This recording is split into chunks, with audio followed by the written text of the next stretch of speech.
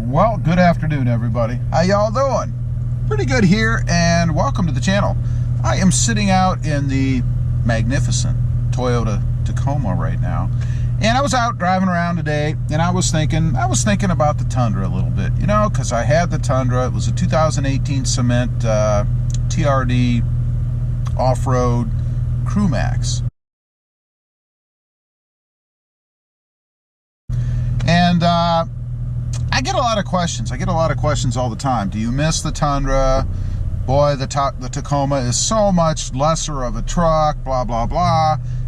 I would argue with that there are some ways that the Tacoma is superior to the Tundra, especially after having it for a while. You know, I've had them before, but this most recent one I've probably spent the most time in that I have since I've had a Tacoma again. And I want to get on here and talk about that a little bit. And there are definitely a few ways that the Tacoma is superior to the Tundra, in my opinion. So the first one is its stance. You know, it's smaller. It fits everywhere. You know, that's part of the reason that, that was a big reason that I got rid of the Tundra, because it didn't fit. It didn't fit in my current situation, you know. It didn't fit in the garage, didn't fit under the lift. It just didn't fit. The Tacoma fits everywhere. I mean, when you pull into a parking spot or a parking lot somewhere that's crowded, you don't have to worry so much about, are you gonna fit in there, you know? It was always a drag with the Tundra, trying to get a spot that was what I thought big enough, because I'm pretty particular. And I don't really like to park next to anybody anyway, but when I had to, you know, I would drive around for a little bit just until I found that cherry spot, in my eyes, where I could leave my Tundra and not have to worry about problems. So it's definitely superior in its stance. It's smaller and it fits everywhere. Fuel economy. Now, you may have seen some of the videos I've done recently where I've mentioned what the Tacoma's getting, most recently the other day. I think it was at 15.8 or something like that. That's because they were little stop and start under 30-mile-an-hour trips. But in any longer distance trip that I've taken with a speed of above probably 55 miles an hour, I'm getting somewhere in the 19 to 20 miles per gallon range. Now, those weren't long trips, but still much better than the, I believe, 15 mile per gallon I was getting all the time on a good day in the Tundra. So it just costs less to run a Tacoma, and if you don't need you know, that big giant truck, why spend the money on gas if you don't have to? I don't know. So it's definitely superior there. I don't think anybody can argue that. The mods. You know, one of the big reasons that I went with the Tacoma was because I would be able to do what I wanted to do as far as the mods go. You know, a lift, bigger tires and all that, and it would fit. However, a lot of those mods are cheaper because the truck is smaller. The parts aren't as big. I mean, you just get smaller things, if that makes any sense. To mod out the Tundra is just more money, you know? And while I wouldn't say that was a big reason why I went to the Tacoma, it certainly does factor in. It just costs less to do a lot of the mods and things on the Tacoma than it would have on the Tundra. Like the lift, for example. Just bigger, heavier parts, more money, you know? Interior reachability. Now, I will say that it wasn't horrible in the Tundra. You could reach a lot of stuff easily. And this might seem like a pretty minor thing, really. But I can reach everything I want to reach in here. Everything is within arm's length. You know, unless you're, you know, 6'8" and have 4-foot long arms, you had a hard time reaching in the glove box if you wanted to get something. Now, for me, I just lean over and I'm in. It's that simple. I can even reach the other side of the door if I want to. For some reason, I don't know, maybe to open the door for somebody, or I had something on the seat or in the footwell, I don't know. But I can reach it if I need to without having to get out and run around the truck to the other side. Not a big deal, but always very annoying when something falls on the floor, for example, and you're, I don't know, in a parking lot or, God forbid, driving down the road, and you want to reach down and pick something up, and you can't reach it. Even the back seat area. I mean, I can reach back here and get to the floor and everything else. Of course, I couldn't do that in the Tundra because it was much bigger. So it's definitely superior in that way. You can reach everything in here. I like that. The next one is appearance.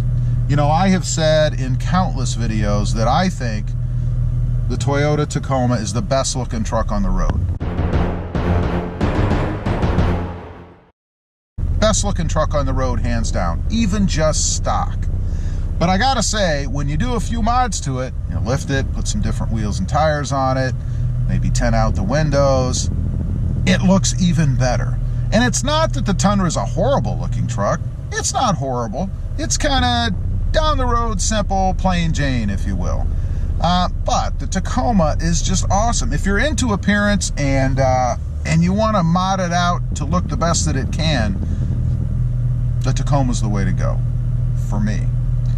Next is the composite bed. You know, I've thought about this over the years because this is my 4th Tacoma, and every one of them had the composite bed.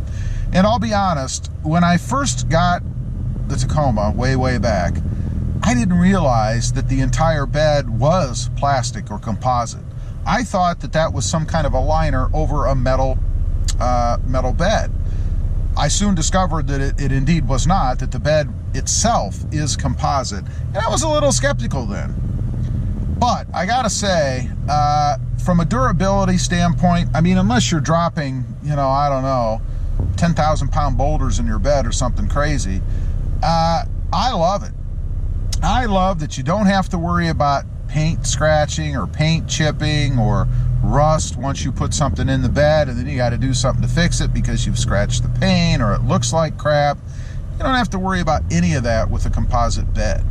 And it looks better, I think. You know, on a regular truck like a Tundra, you either have to put a shell in it or a spray-in liner, and the spray-in liners look pretty darn good in any truck that you put them in, but it's just more money that you have to spend to prepare the truck to use it for what a truck's supposed to be used for, I guess, unless you don't care about the bed and the scratches and things like that don't bother you. I don't know, they would drive me insane.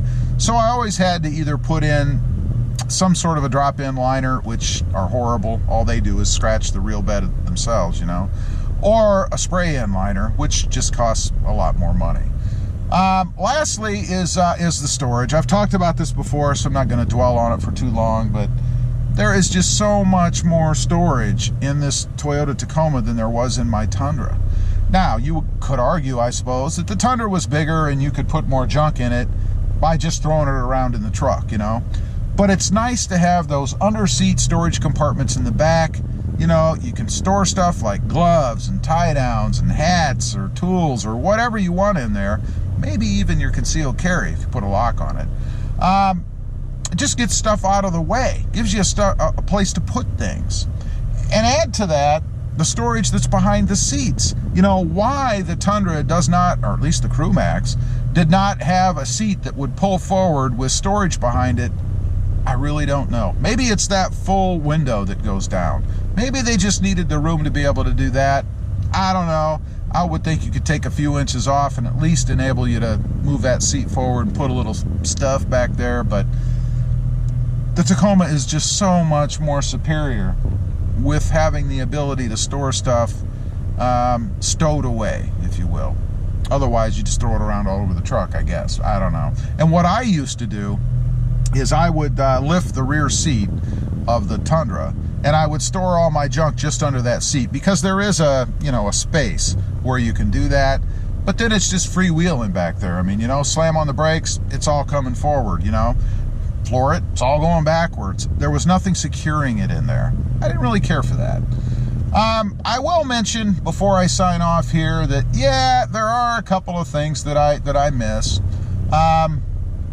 Just really two things. One is the room. While I say that everything's easy to reach and stuff in here, and it's true, when you have passengers and stuff, you can't beat the room that the Tundra had in the back.